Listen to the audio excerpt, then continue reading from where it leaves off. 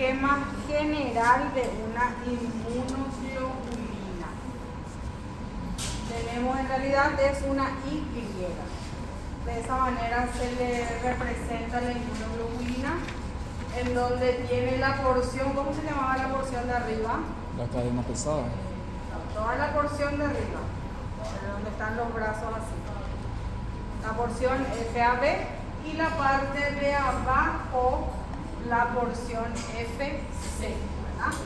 Las dos cadenas, porque están formadas por dos cadenas, están unidas por puentes disulfuro, es lo que les digo. ¿Por qué? Porque son aminoácidos que están todas unidas y los aminoácidos cisteína, ellos pueden formar los enlaces disulfuro.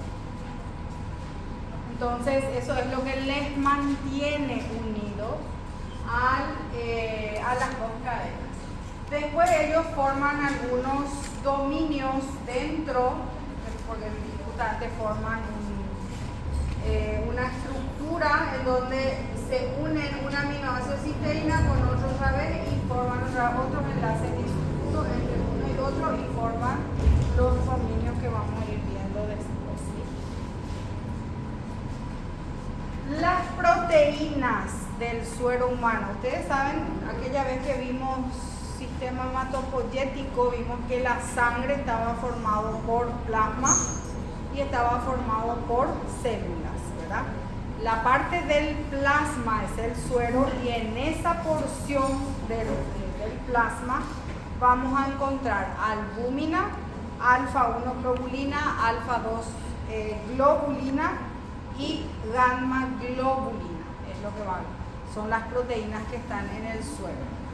De esas proteínas que están en el suero, las que corresponden a las inmunoglobulinas son las gamma globulinas. Entonces, algunas fracciones de otras pero en muy pequeña proporción puede también formar algunos anticuerpos. Los anticuerpos y las inmunoglobulinas se utilizan indistintamente. La OMS estipula una regla que cuando vamos a referirnos a anticuerpos que están circulando, que nos refiramos como inmunoglobulina, pero eso es una cuestión que la OMS propone nada más. Entonces es lo mismo, cuando se habla de anticuerpos o inmunoglobulina estamos hablando de lo mismo. Y vamos a ver que algunos seres vivos no tienen inmunoglobulina, otros tienen menos que los humanos. Los humanos tenemos 5 tipos de inmunoglobulinas: la IgA, IgG, IgA, IgM, IgD, IgE. Son los 5 tipos de inmunoglobulinas que tenemos. Los invertebrados no tienen inmunoglobulinas. El pez tiene solamente inmunoglobulina de tipo M. El sapo puede tener solamente 2, del tipo IgG, IgM. El conejo puede tener 3 y nosotros tenemos 5, ¿verdad? El feto solamente puede sintetizar inmunoglobulina M. El feto no genera otros tipos de inmunoglobulina. Por eso que cuando al nacer, el niño al nacer, hacerle inmunoglobulina G es solamente dosar la inmunoglobulina G de la madre. Porque la única inmunoglobulina que atraviesa la placenta, ¿cuál era? Las primeras clases por ella, ¿ven? Es la G. Es la única que puede atravesar la placenta. Entonces, si el niño tiene inmunoglobulina G, es porque la mamá nada más le pasó por la placenta. Él solamente puede sintetizar inmunoglobulina M. Y la inmunoglobulina M se sintetiza cuando nos infectamos solo por primera vez, ¿verdad? Entonces, solo cuando hubo infección, el niño puede presentar inmunoglobulina M. Luego, o sea que en todos los casos, eso ya sean los recién nacidos, los adultos, la primera infección va a generar inmunoglobulinas del tipo IgM. Después van a ocurrir cambios de clase de esas cadenas pesadas y se van a ir formando las otras inmunoglobulinas. Pero la primera que aparece siempre va a ser inmunoglobulina M. Entonces, si nosotros queremos saber si estamos o no estamos infectados con algún microorganismo, entonces, ¿qué hay que dosar?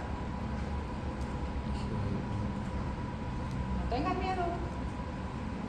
¿Qué vamos a dosar? ¿Qué tipo de inmunoglobulina? IgM. La IgM tenemos que dosar. Si yo quiero saber si estuve infectada con algún microorganismo, ¿qué debo dosar? La IgG. La IgG. ¿La qué? IgG. La G. La G es la inmunoglobulina de memoria. Entonces, si yo quiero saber si alguna vez me infecté, mi cuerpo va a tener una memoria inmunológica, entonces voy a tener inmunoglobulina G contra eso que estoy buscando, ¿verdad? Porque hay sin fin de inmunoglobulinas que se pueden dosar de acuerdo al antígeno que sospechamos con la cual nos infectamos. Bueno, ¿quiénes generan las inmunoglobulinas? Los plasmocitos. Los plasmocitos. ¿Y los plasmocitos quiénes son? Los linfocitos B activados. Son linfocitos B que por un proceso ellos de linfocitos B fueron multiplicándose y una parte fueron quedando como linfocitos B de memoria que quedaron con la memoria inmunológica y otros fueron generados para, en este caso, los plasmocitos para que ellos puedan sintetizar las inmunoglobulinas. Bueno, nosotros tenemos algunos valores que se tienen que mantener normales, que a veces el niño empieza no teniendo absolutamente nada, ¿verdad? Solamente IgM, solo que IgM va a tener solamente si él entra en contacto con el antígeno. Entonces al nacer empieza a crear inmunoglobulinas, mientras la inmunoglobulina que le protege va a ser la inmunoglobulina de la madre, mientras que él vaya generando sus propias inmunoglobulinas. Después de 30 días de haber nacido recién, el niño puede tener inmunoglobulina G, porque en ese periodo de un mes él fue entrando en contacto con el antígeno y fue creando sus propias inmunoglobulinas. O sea que dosar inmunoglobulina G antes de los 30 días o antes de un mes es como dosar la inmunoglobulina G de la madre. Atiendan bien estos conceptos, porque después el examen va a ir en forma de casos clínicos. Sí o sí va a ir en forma de casos clínicos, ¿sí? Bueno. Generalmente los niños alcanzan a los 2 a 3 años, ellos van alcanzando los valores parecidos al de los adultos, de la inmunoglobulina M. La IgA, que es una inmunoglobulina que protege las mucosas, generalmente ellos alcanzan patrones de adulto a los 7 años recién. O sea que el valor de referencia del adulto podemos considerar para el niño a partir de los 7 años recién, antes es menos, porque ellos recién en esa edad pueden desarrollar todas las inmunoglobulinas que pueden desarrollar. Antes siempre va a ser menos. La inmunoglobulina G, tenemos 4 subtipos de inmunoglobulina G: IgG1, IgG2, IgG3, IgG4. La G1 y la G3 es lo que va a alcanzar el patrón de adulto a los 8 años de edad. G1 y la 3. La G2 a los 10 años y la G4 recién a los 12 años. Entonces, eso es muy importante. ¿Para qué necesitamos saber los valores de referencia? Para que se pueda saber si está dentro de la normalidad o está aumentado o está disminuido. Por eso que los valores de referencia siempre se deben de manejar. De hecho, que los resultados siempre acompañan valores de referencia. Entonces, pero igualmente uno necesita saber esos picos más o menos, por lo menos no números exactos, pero por lo menos algo, ¿verdad? Bueno, la estructura de las inmunoglobulinas, como les dije, aquí tenemos la cadena pesada, que es esta que está en un color medio salmón, rosadito, no sé qué color lo que es. Esta es la cadena pesada. Son dos cadenas pesadas que forman la inmunoglobulina. Y tenemos dos cadenas livianas o ligeras, que es la que están en rojo. Siempre vamos a tener dos cadenas ligeras y dos cadenas pesadas. ¿Son iguales todas las cadenas pesadas? No son iguales todas las cadenas pesadas. ¿Son iguales todas las cadenas ligeras? No son iguales todas las cadenas ligeras. Ellas cambian. ¿Y qué es lo que va a cambiar cuando yo digo una IgM o una IgA o una IgG o una IgE? ¿Qué es lo que cambia? Va a cambiar el tipo de cadena pesada. La cadena ligera no va a cambiar si está dirigida al mismo antígeno. No va a cambiar. Pero la cadena pesada sí va a cambiar. ¿Por qué? Porque es lo que me va a determinar el tipo de inmunoglobulina.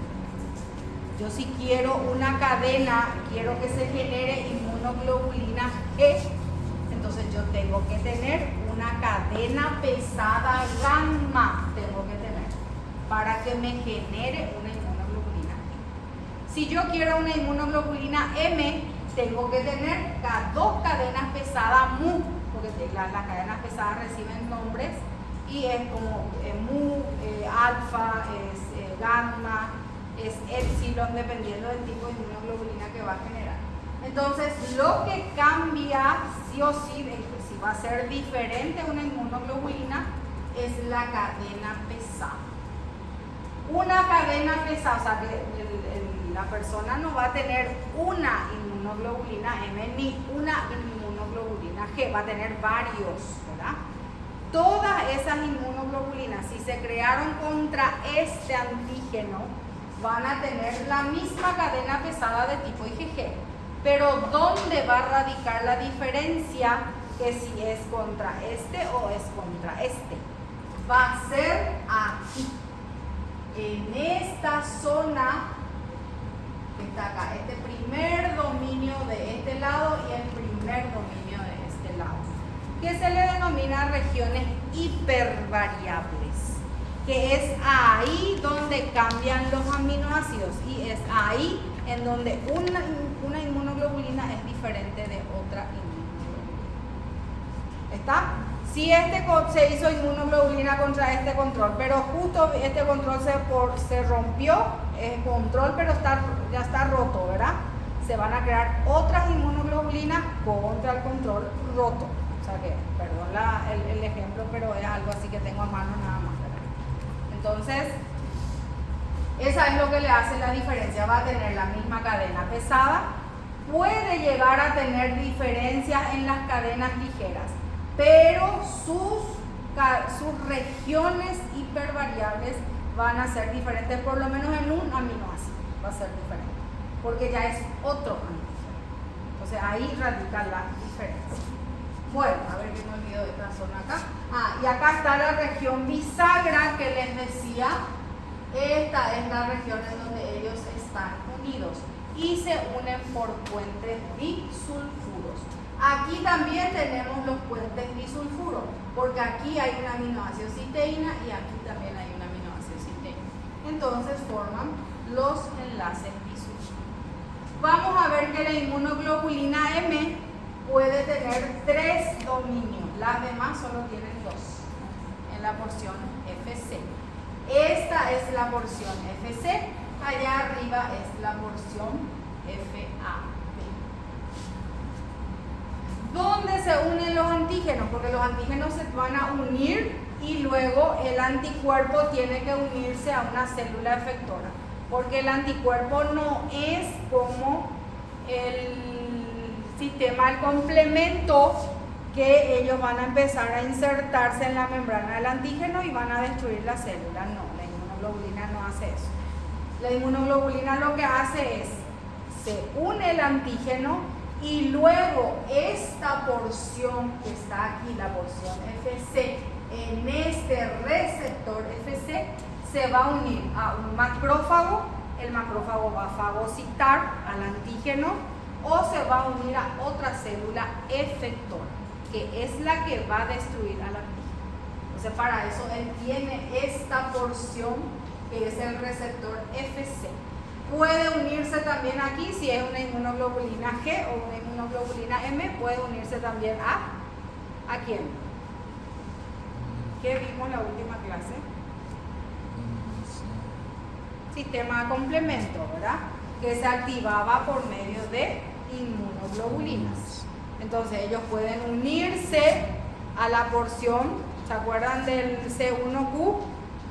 Sí, es lo que se unía a esta zona de la inmunoglobulina, de la G o de la M, ¿verdad? Si era G necesitábamos 2 inmunoglobulinas, si era M necesitábamos una nada más. Siempre van a tener una porción terminal hidroxilo y una porción terminal amino. Siempre. La enzima papaína es una enzima que puede romper la estructura tetrapeptídica porque va a romper en la región bisagra, va a romper aquí porque es una estructura tetrapeptídica, tiene 4 porciones, ya son 4 cadenas que están unidas y en esa región bisagra va a romper esta enzima papaína y vamos a tener, se va a romper en 3 fragmentos porque él va a romper aquí y ¿qué vamos a tener? Una porción FAB, otra porción FAB y otra porción FC. O sea que cuando actúa la enzima papaína podemos tener 2 porciones FAB y una porción FC, ¿verdad? ¿Me están entendiendo hasta ahí? Porque rompe aquí. ¿Sí?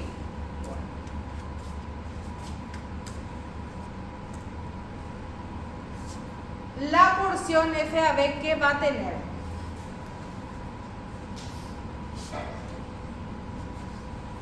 La porción FAB va a tener todas las cadenas livianas, van a tener, ¿verdad?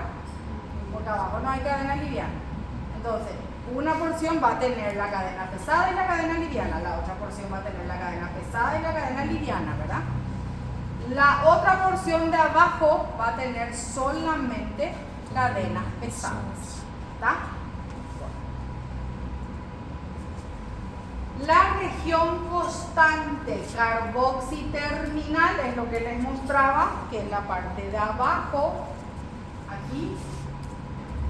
Y la región aminoterminal, que es la parte de arriba, que están conectadas a la porción que se denomina la porción hipervariable o segmentos hipervariables, que son 3 porciones que están ahí dentro, que son lo que cambian cuando el antígeno es diferente. Porque son esos aminoácidos los que van a cambiar.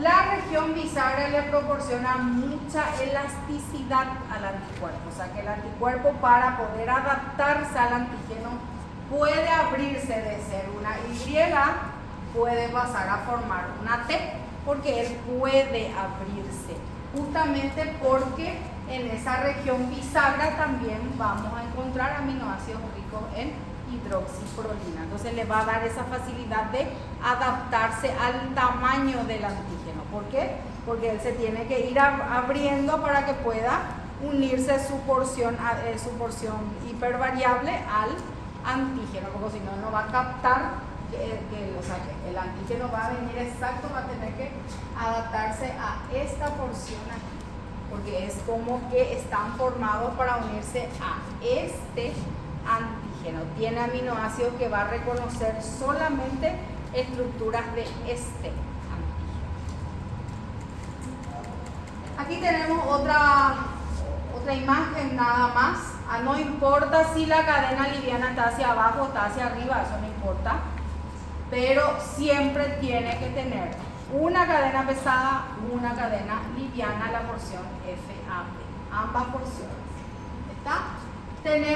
Allá tenemos la región, el dominio hipervariable, la región CDR, que son 3 porciones en donde los aminoácidos es lo que cambia ahí de acuerdo al antígeno.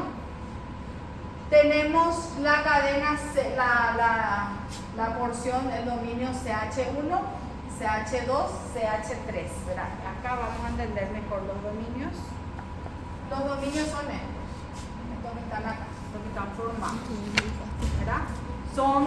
Se forman esos dominios, como les dije, porque hay aminoácidos que tienen cisteína, entonces se unen, forman enlaces disulfuros, ¿verdad? Y forman.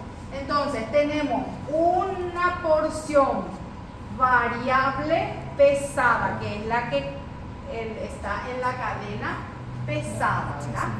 Aquí el primer dominio es un dominio variable, eso cambia de acuerdo al antígeno.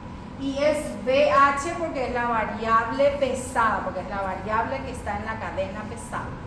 Después viene el otro dominio, este ya es constante pesada, ese ya no cambia. O sea que sí se refiere al mismo antígeno, por supuesto, ¿verdad? Después viene el otro dominio, la constante pesada 2 y la constante pesada 3. Si es una inmunoglobulina M, vamos a tener una constante pesada 4 también, porque vamos a tener aquí 3 dominios. En la otra porción tenemos lo mismo, tenemos el dominio ligero, la variable ligera. Entonces, en la porción FAB, pregunto, ¿cuántos dominios variables ligeras tenemos? En la porción FAB, ¿cuántos dominios variables ligeras? 2. En cada lado. De ambos lados, tenemos uno de un lado, otro de otro lado, ¿verdad? Ligera. ¿Cuántos dominios variables pesados tenemos? 2 también. 2, ¿verdad? ¿Cuántos dominios variables tenemos? 4, ¿verdad? O sea, que atiendan bien en esas pequeñas palabras que pueden cambiar la...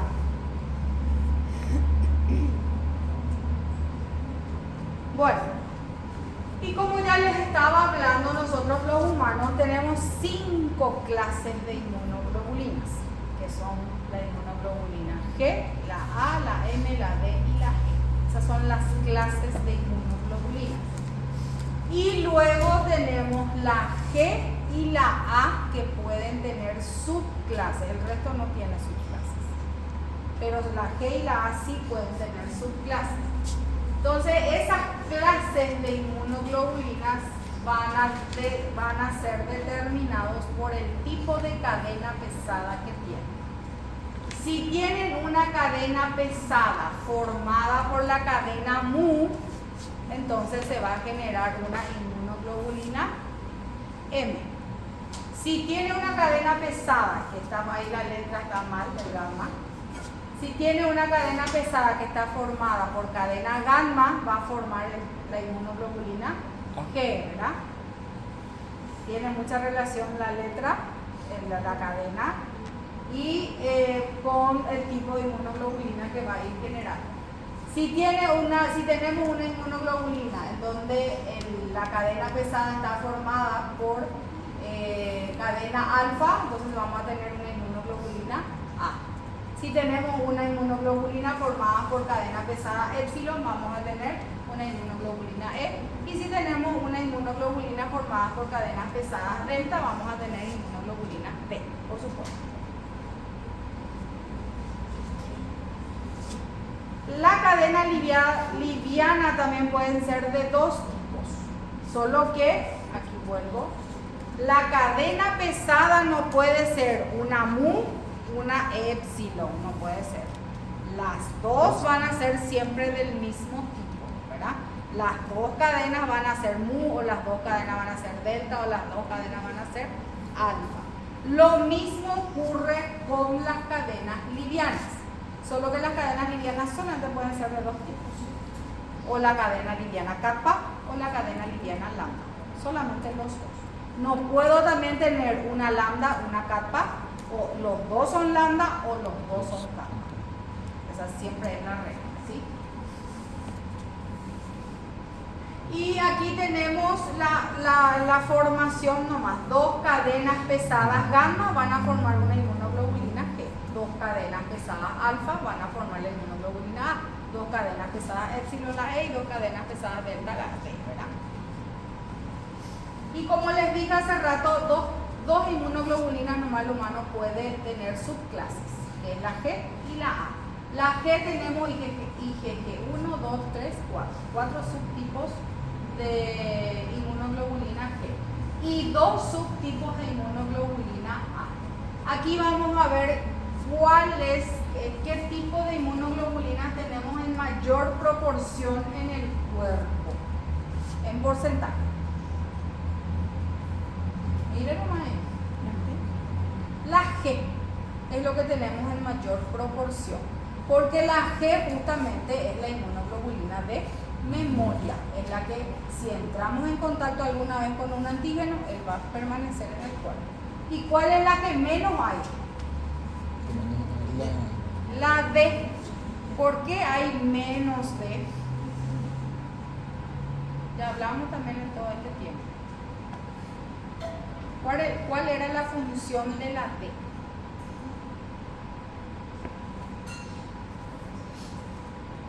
¿No les dije ya yo? No me acuerdo. Bueno, la inmunoglobulina D tiene una función muy reducida a actuar de receptor de los linfocitos B. O sea que ellos solamente actúan como receptores de linfocitos B. Entonces hay en demasiada poca cantidad. Sí también pueden actuar como receptores de linfocitos B, las inmunoglobulinas M. Pero la M monomérica, ¿se acuerdan ustedes que la M era una inmunoglobulina grande porque podían unirse 5 monómeros, podían formar uno solo, ¿verdad? Un pentámero. Entonces era una inmunoglobulina grande. Solo que para que actúen ellos como receptores es solamente uno. Un monómero de inmunoglobulina M y un monómero de inmunoglobulina D. Es lo que ellos pueden ser, que pueden actuar como receptores de los linfocitos B. Entonces lo que hay en menor proporción siempre va a ser la inmunoglobulina D. Después tenemos la inmunoglobulina E, también en baja cantidad. ¿Por qué? Porque la inmunoglobulina E solamente actúa en casos de alergia o en casos de parásitos. Es ahí donde ellos actúan. Después tienen que desaparecer. La inmunoglobulina M está un poco más. ¿Por qué? Porque es la primera que va a aparecer cuando uno se infecta con un microorganismo o ingresa un antígeno cualquiera. Entonces es la primera que aparece y va más o menos hasta 7% de todo el valor. Las concentraciones absolutas, porque esto es porcentaje, las concentraciones absolutas va a depender de la edad. ¿Se acuerdan ustedes que recién a los 8 años de edad, era el límite en donde podíamos tener ya los valores de inmunoglobulinas del adulto, los valores normales? Pues eso va a depender mucho de la edad. ¿Cuáles son las características de estas inmunoglobulinas? Y solamente son dos, que ellas son específicas, porque ellas no van a reconocer algo que no, que no van a poder reconocer algo en que ellas no fueron creadas para reconocer eso. Si esto ingresó, se va a generar anticuerpos para reconocer solo esto. Si esto es más un cuadrado perfecto, él ya no reconoce. ¿Por qué? Porque no fue esto lo que ingresó, no fue esto lo que hizo que se genere esa inmunoglobulina. Entonces, una característica principal es su especificidad. Solamente actúa para el que fue creado, para lo que fue creado. Para otra cosa no va a actuar. Y otro es su diversidad, ¿sí? Porque puedo tener miles de tipos de inmunoglobulinas, pero claro, siempre van a ser solamente 5 tipos, pero puedo tener miles de cada uno de ellos. Entonces es esa diversidad que se puede crear porque cambia un aminoácido, ya es otra inmunoglobulina. O sea que ella va a reconocer otra cosa. Los plasmocitos son los que sintetizan esos anticuerpos y son los que van a actuar contra, o sea que esas inmunoglobulinas van a actuar contra los antígenos que fueron endocitados por en este caso el macrófago es el que endocita, procesa, le presenta al linfocito TCD4, al linfocito T helper. El linfocito T helper va y le activa al linfocito B para que el linfocito B pueda generar anticuerpos. Ese es el proceso de formación de anticuerpos.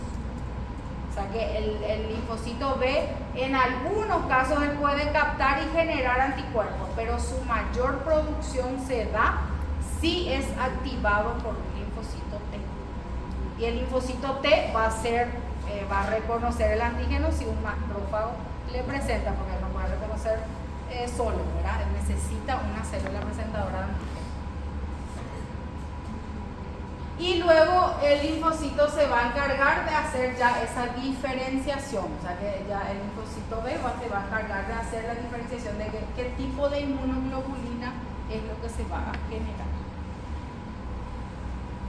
Bueno, la diversidad, dijimos que la característica principal de la inmunoglobulina es su especificidad y su diversidad, ¿verdad? La diversidad, el hecho de que podamos tener miles de inmunoglobulinas, se debe a que ocurre una recombinación de los segmentos génicos B y J. Entonces puede haber un sinfín de recombinaciones que van a ir creándose nuevos tipos de inmunoglobulinas. Y ahí se van a crear diferentes tipos de cadenas livianas y diferentes tipos de cadenas pesadas. Entonces eso es lo que van a ir generando la diversidad de esos anticuerpos también. Y todas las inmunoglobulinas que son sintetizadas van a salir a la circulación y por medio de la sangre van a ir en los lugares en donde ellos necesitan estar para poder eliminar al antígeno. ¿Qué tipo de inmunoglobulinas es lo que vamos a encontrar en las mucosas? ¿Se acuerdan que hablamos de eso? Que el bebé, porque el bebé por medio de la leche materna lo que consume va a la mucosa, ¿verdad? Tiene contacto en la mucosa. ¿Y qué es lo que generalmente se le transmite? Porque justamente el primer contacto es la mucosa. Cuando el bebé mama, ¿la mamá qué le pasa? En el calostro de la leche materna. Inmunoglobulina A. Es la inmunoglobulina de las mucosas. Es la que protege las mucosas. Entonces son las que, y en el bebé al nacer, o sea que ellos al recibir el calostro lo que reciben es inmunoglobulina A en abundante cantidad para que les proteja el sistema digestivo, porque ellos no están todavía colonizados su sistema digestivo, entonces están todavía muy propensos a infectarse con cualquier cosa. La IgM, vamos a empezar por la M. La inmunoglobulina M es la inmunoglobulina de mayor peso molecular, es la más grande que hay entre todas. La inmunoglobulina M que circula en la sangre es la pentamérica. La monomérica es la que está actuando como receptor en los linfocitos B. El resto es pentamérica. O sea que tiene un peso molecular de 900.000 daltons. Están formados por 5 monómeros.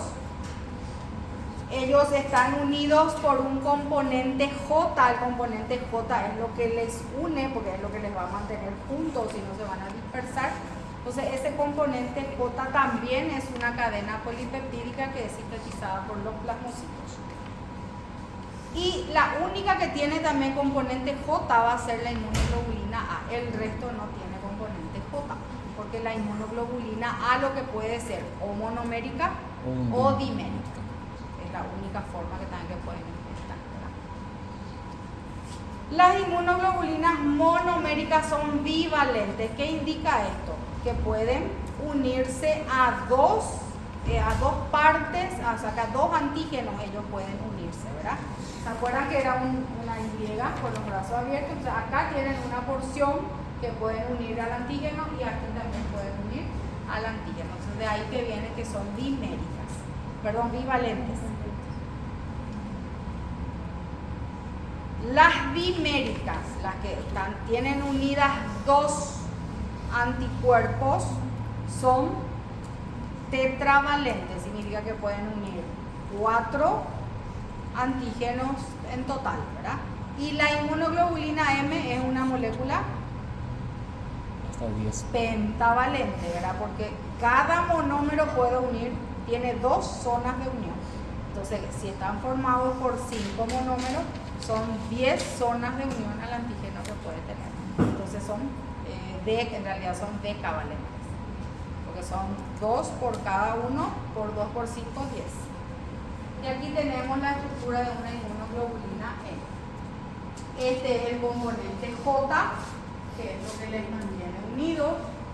Y aquí esta es una porción donde puede unirse un antígeno. Acá era, ¿se acuerdan que acá tenían el dominio hipervariable, que es lo que se iba a unir al antígeno, y aquí también estaba el dominio hipervariable. Entonces, cada monómero tiene 2 dominios hipervariables. La inmunoglobulina con mayor concentración, ¿cuál era? La G, es la que tenemos en mayor proporción. Y puede permanecer hasta 23 días en el organismo. O sea que él se mantiene circulando, se puede mantener hasta 23 días. Principalmente cuando ese estímulo es bacteriano. Después es eliminado, pero se van a ir generando siempre otras inmunoglobulinas. Las inmunoglobulinas que se generan a partir de infecciones virales, ellos pueden permanecer más tiempo en el cuerpo, pueden tener una vida media de años. De ahí viene que algunas vacunas necesitan tener refuerzos. ¿Por qué? Porque su vida, la inmunoglobulina de memoria que genera tiene una vida media más corta, entonces necesita refuerzos a lo largo de la vida. Los que no necesitan refuerzo quiere decir que van a generar anticuerpos que van a durar toda la vida. O sea que de ahí vienen esos refuerzos que necesitamos hacernos con las vacunas cuando sí se requiere, ¿verdad?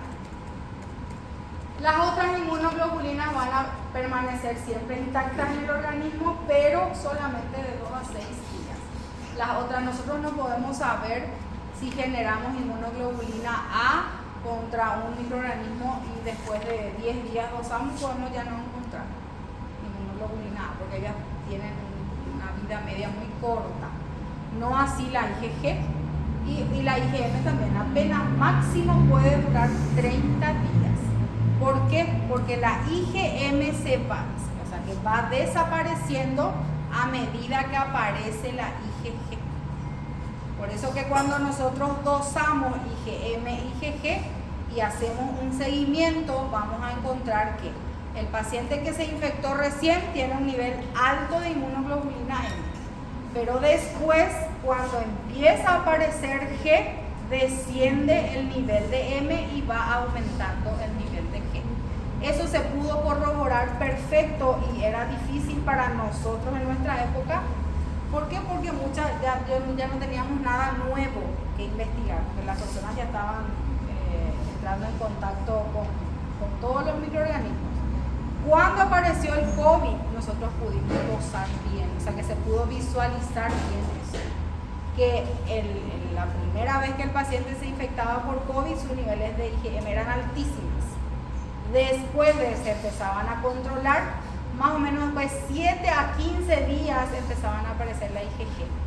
Una vez que subía la IgG, empezaba a descender esa IgM, hasta que desaparecía por completo la IgM. Incluso algunos bancos, recuerdo muy bien, porque los bancos permitían volver al trabajo a sus funcionarios después de que desaparecía la IgM. feliz de la vida los funcionarios bancarios. Pero no tenía nada que ver, porque eso no significa que la enfermedad está activa. Significa la inmunidad que uno crea nomás era.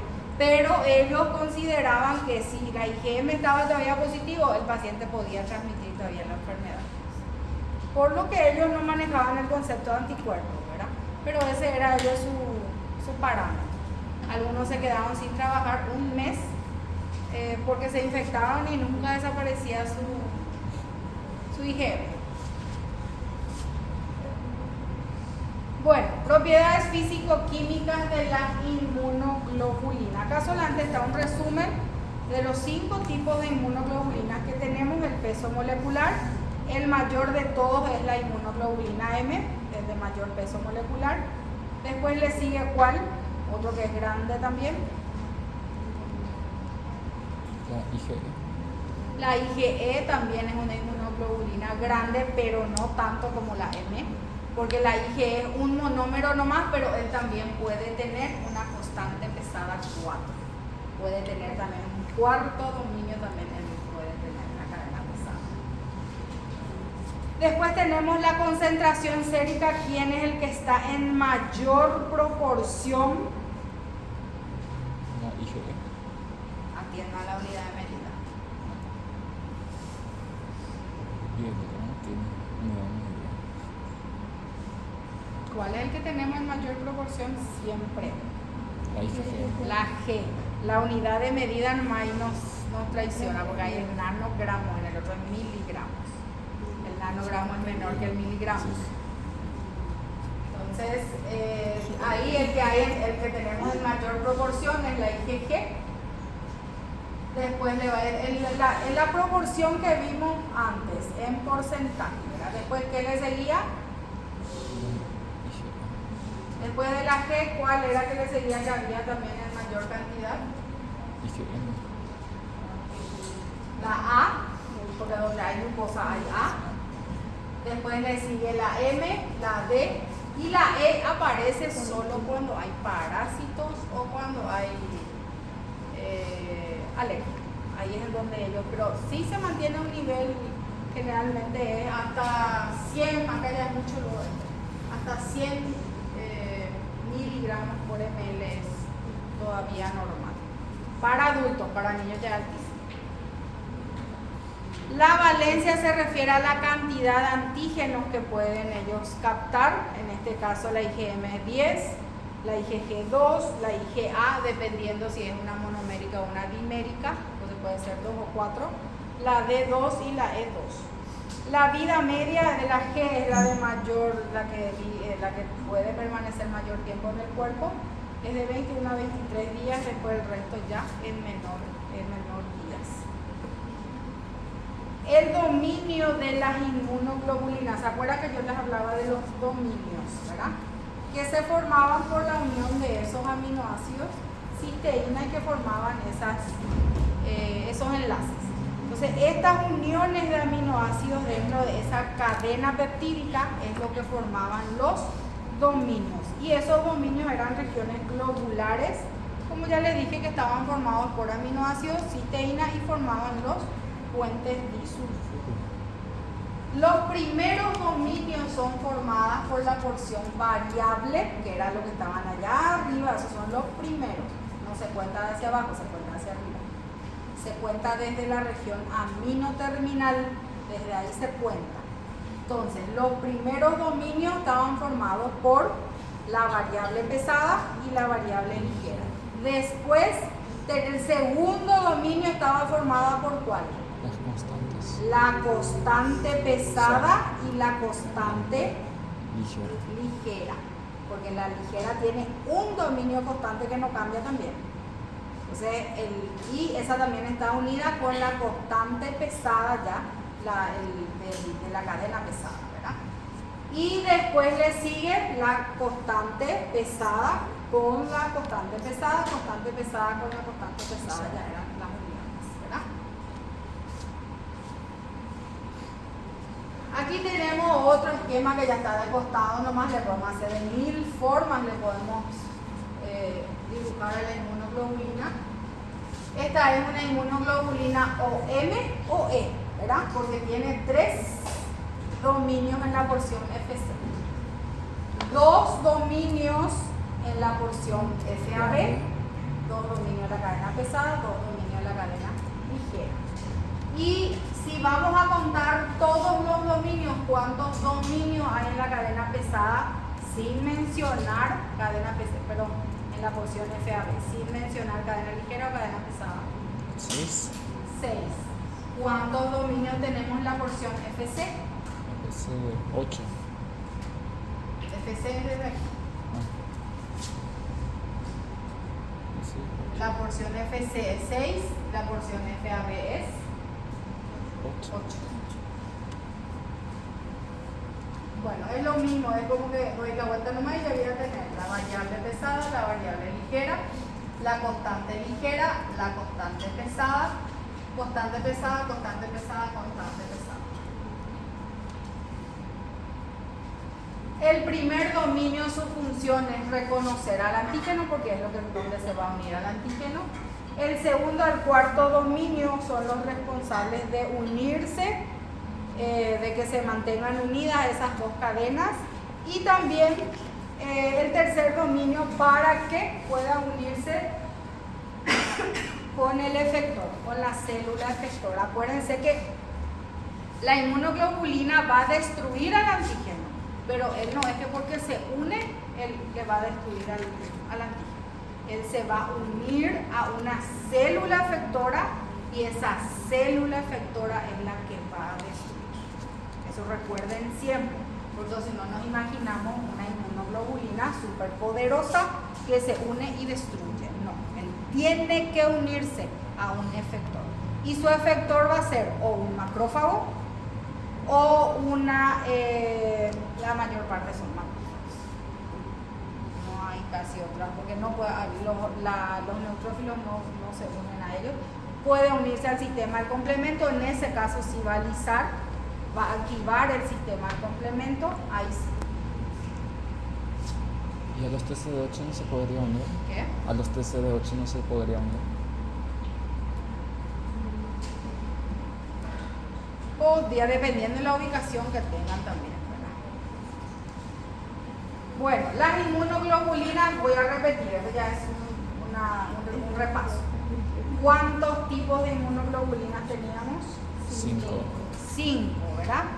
Esa clasificación puede darse y se le denomina, esas 5 inmunoglobulinas se les denomina isotipos. En vez de decir tipos de inmunoglobulinas, ¿cuántos isotipos de inmunoglobulinas tenemos? Tenemos 5, ¿verdad? Esos isotipos se refieren, iso viene significa el mismo, ¿verdad? Es lo mismo. Entonces se refieren a las mismas clases de inmunoglobulinas en individuos de la misma especie. En los humanos encontramos los isotipos G, A, N, D y E, o sea que son los tipos de inmunoglobulinas, ¿verdad? Los halotipos, que son halos que vienen otros, indican que hay múltiples alelos antigénicos en una población que determinan pequeñas diferencias, o sea que mi inmunoglobulina está formada, dígame,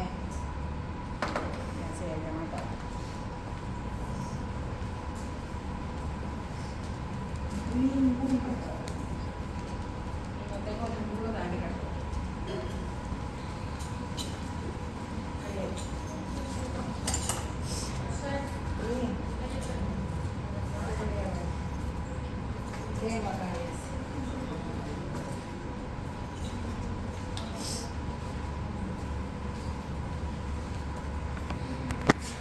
Bueno, dígame un poco algún aminoácido.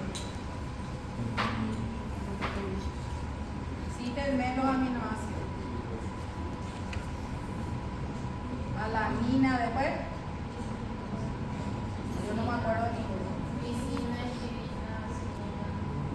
Lis, así se abreviaba después. Lisina. ¿Cómo se escribe citidina? Citeína solo sé. No me acuerdo. Bueno, pero alanina alanina, después era el otro. Yo ya no me acuerdo lo mismo. Bueno, acá vamos con el otro, otra cisteína, acá otra lisina, otro alanina, no sé si se escribe con ala, parece que era, no recuerdo. Bueno, esta es la estructura de mi inmunoglobulina. ¿Cómo era tu nombre? Emilio. Bueno, Emilio no va a tener la misma estructura en la formación de su inmunoglobulina, porque ya es otro. Entonces, a lo mejor él aquí va a ser lisina, va a ser cisteína, va a ser alanina, va a cambiar el orden. Y a eso se refiere, a esa diferencia que hay en los tipos de aminoácidos que van formando esa inmunoglobulina, es lo que se le denomina halotipos.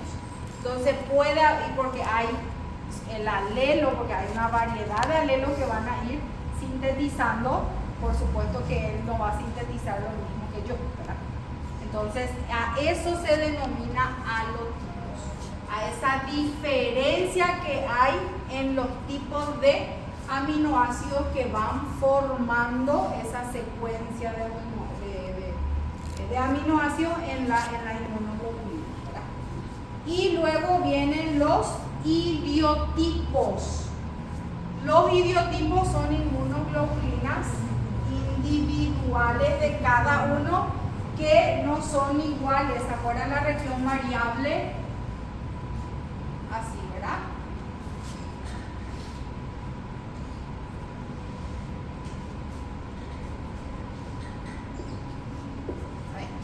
Acá era otro.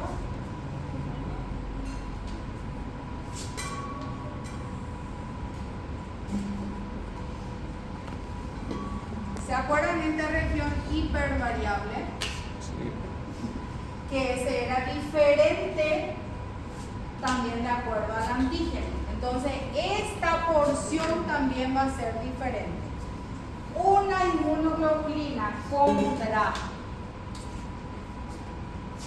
Todo el mundo le conoce a la yardia. ¿Le conocen a la yardia? ¿Saben lo que es la yardia? Protozoario. ¿Qué hace ese protozoario?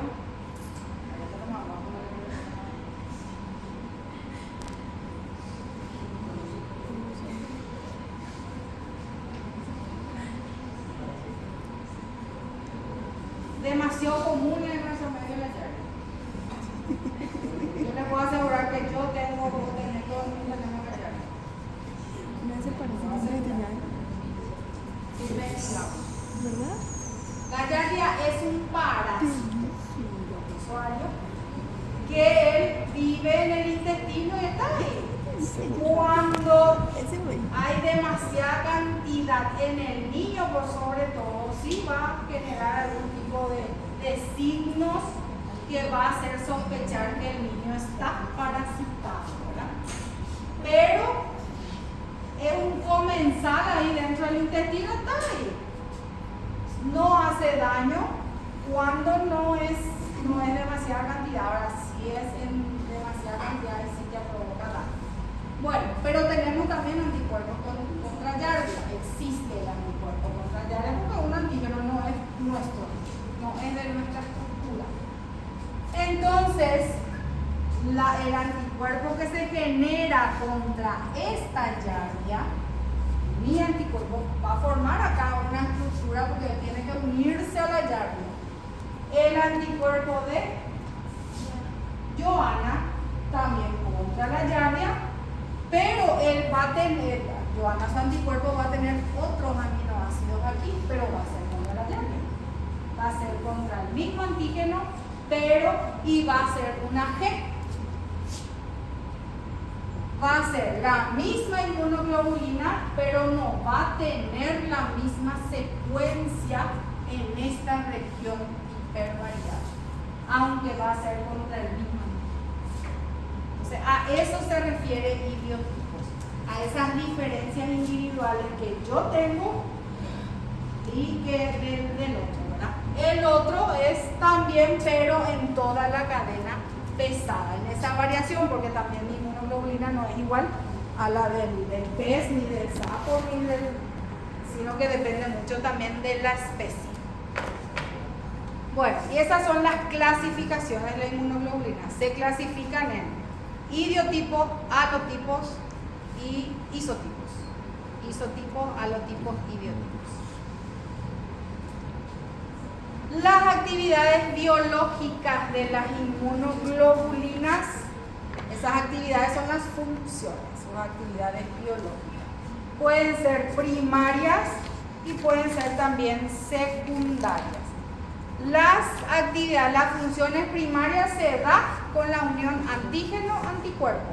Esa es su función primaria. Y su función secundaria es ya una capacidad que desarrolla algunos tipos de anticuerpos para, por ejemplo, atravesar la placenta. Por ejemplo, la capacidad que tiene la IgG de atravesar la placenta no tiene la IgM, ni no tiene la IgA, ni tiene la IgE. Solamente la IgG puede atravesar la placenta. El resto no puede.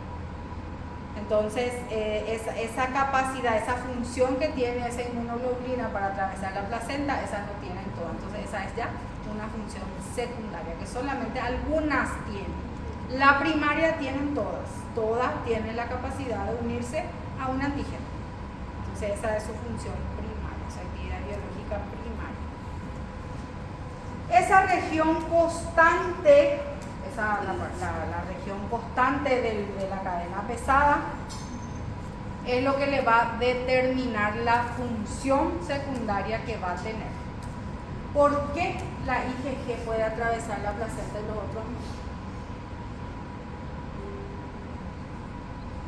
¿Por qué?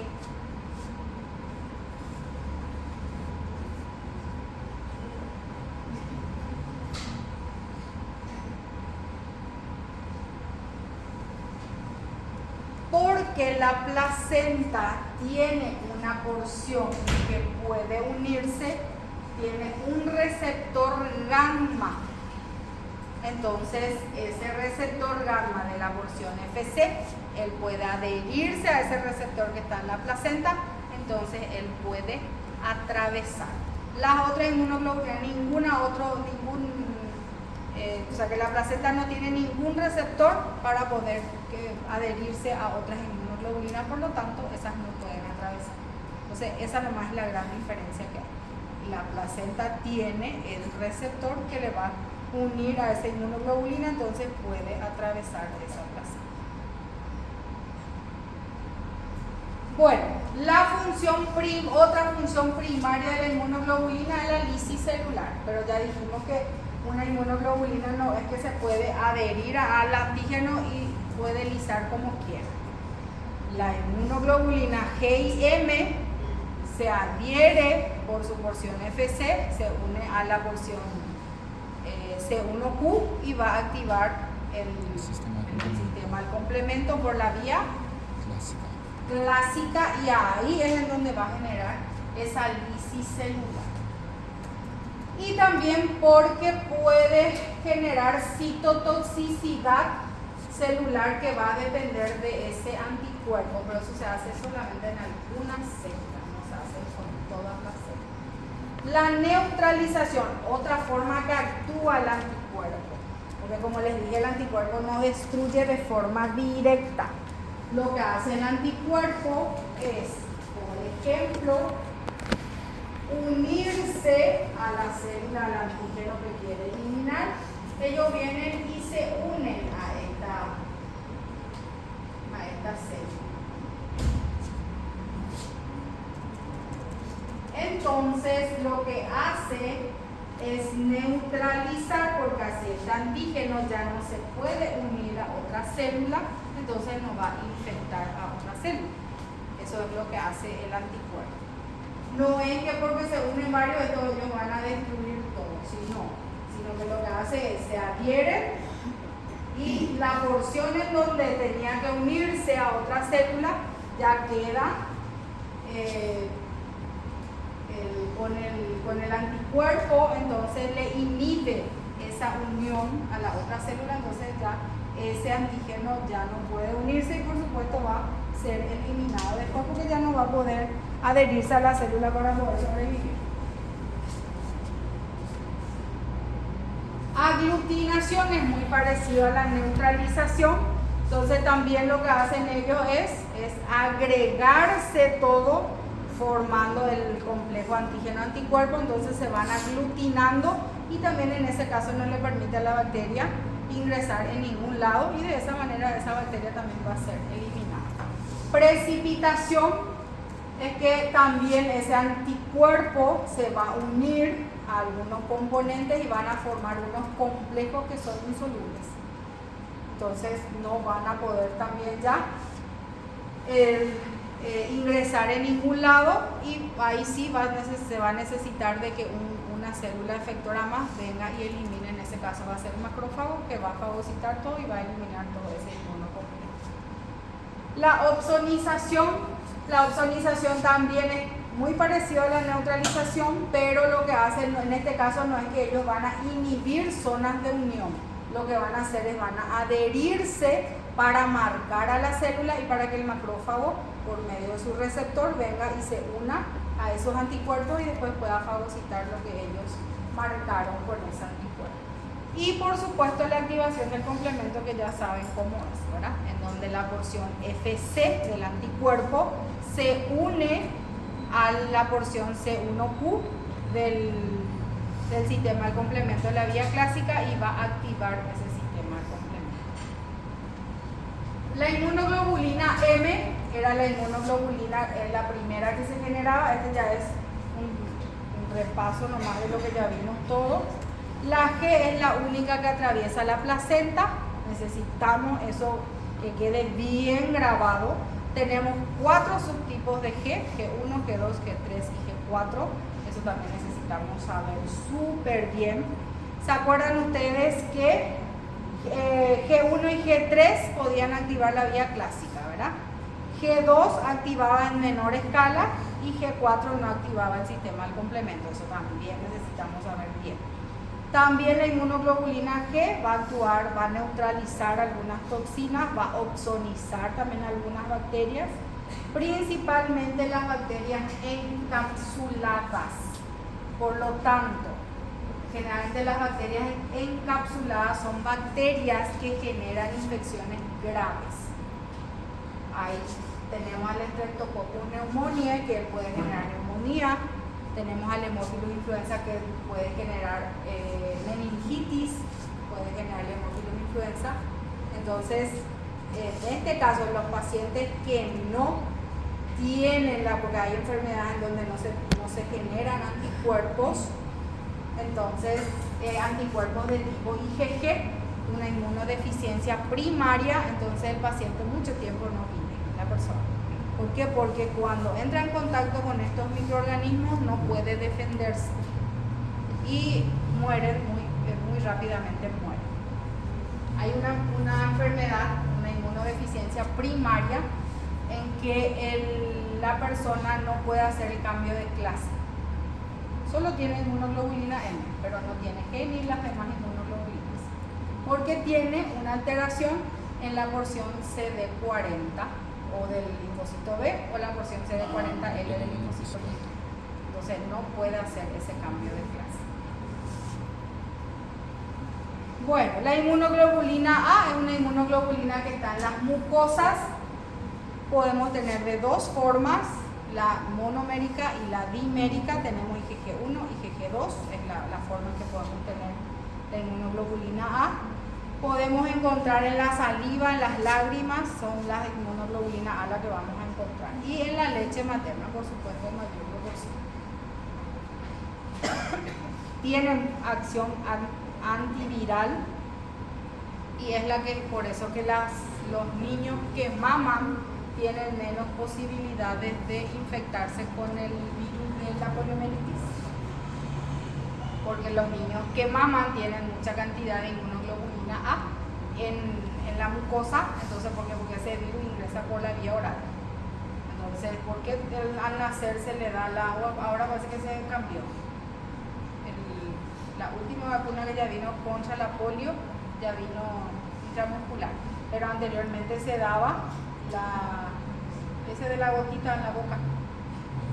porque justamente ellos con esa vacuna lo que se hacía era estimular la generación de inmunoglobulina A que permanezca en la mucosa, entonces el virus no puede ingresar. La inmunoglobulina D es la que va a actuar como receptor en los linfocitos B. Generalmente, por eso que hay en circulación hay demasiada poca cantidad. La inmunoglobulina E actúa o solamente en dos situaciones, o en infecciones parasitarias o en reacciones alérgicas, son las que ellas actúan. Después no. ¿Y ellos qué es lo que hacen? Se unen con su porción FC, esa porción que se une al receptor. Ellos se van a unir a los mastocitos y a los basófilos para que ya no liberen sus gránulos, porque en las reacciones alérgicas lo que ocurre es que se liberan los gránulos de estas células y son los que generan todo el proceso inflamatorio que se genera en una reacción alérgica. Entonces lo que hacen ellos es unirse a estas células, entonces se inhibe la liberación de estos gránulos y por supuesto va disminuyendo esa reacción que se puede generar. La dimerización de la IgA es muy importante y ocurre esa dimerización en las células del intestino cuando hay un antígeno que ingresó. Entonces, porque la IgA es mucho más efectiva cuando están unidas de a dos. Entonces ahí ocurre esa dimerización, porque también ellos con la dimerización forman una capa protectora que impide que sean eliminadas por los ácidos del estómago también. Entonces es una forma que también ellos se protegen. Entonces para que se unan esos dos necesitamos del componente J, ¿verdad? Entonces se genera el componente J, también genera el plasmocito, 2 inmunoglobulina A, el componente J, entonces se va a dimerizar. Y necesitamos de un componente secretor que les va a generar una película protectora, o sea que se unen los dos y ellos se envuelven para que puedan ser protegidos contra la acción del ácido. Aquí tenemos las dos inmunoglobulinas que están unidas. Tenemos IgA, o sea que el monómero de IgA, el componente.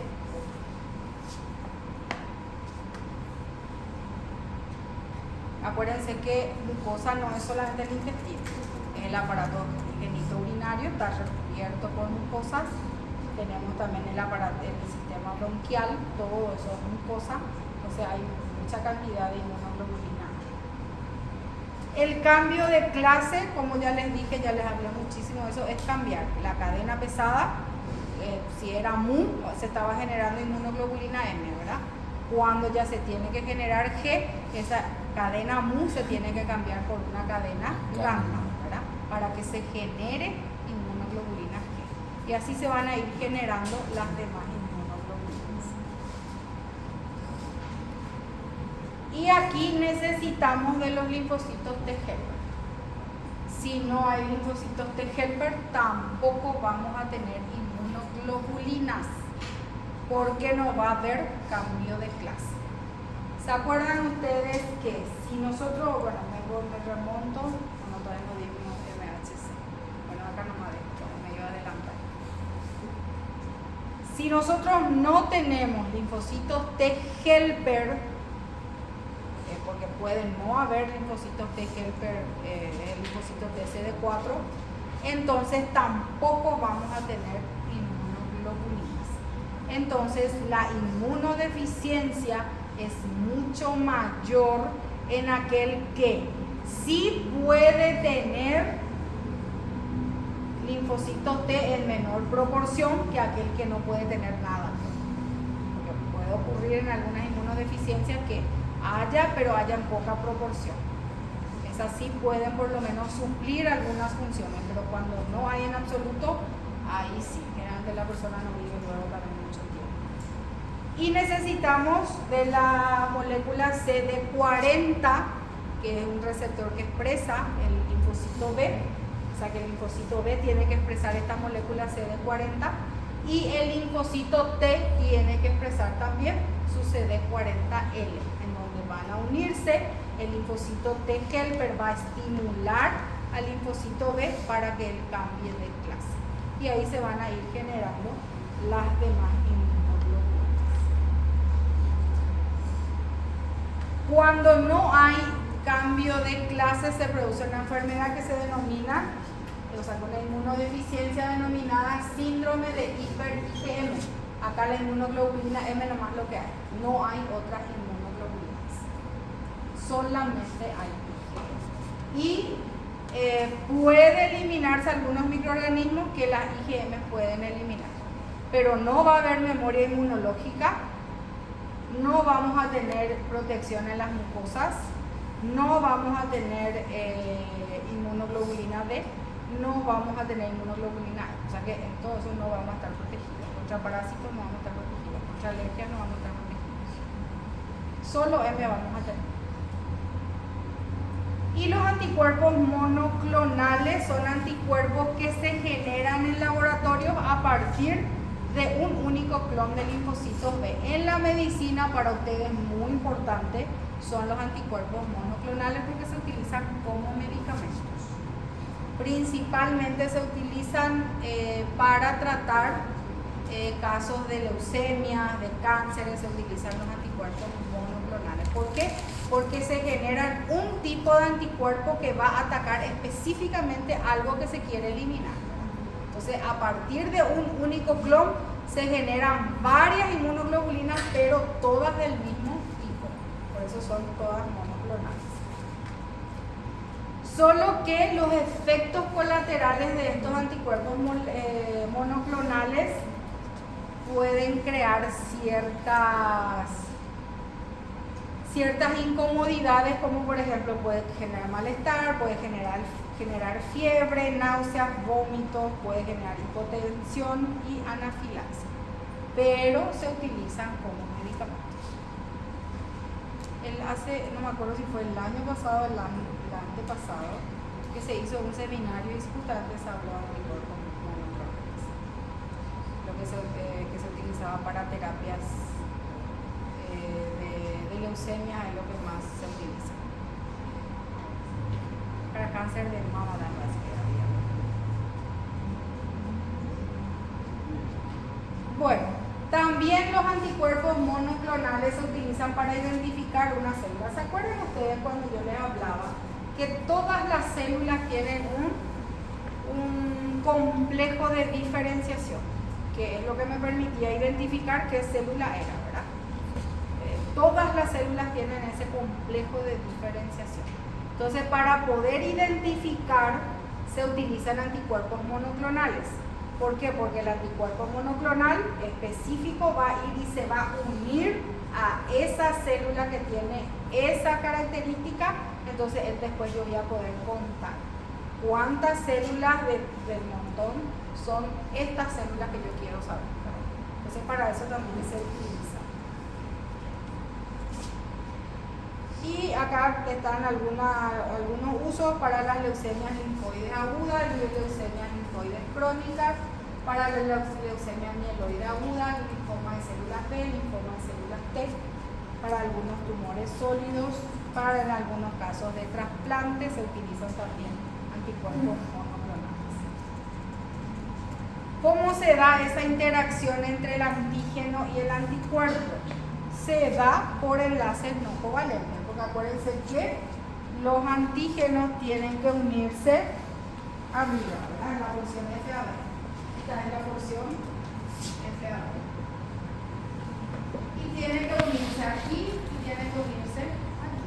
Entonces, un anticuerpo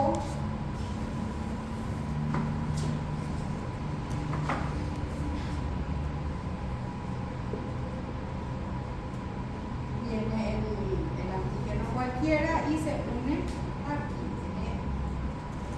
en esta zona, se va a unir a esta región y se va a unir a esta región.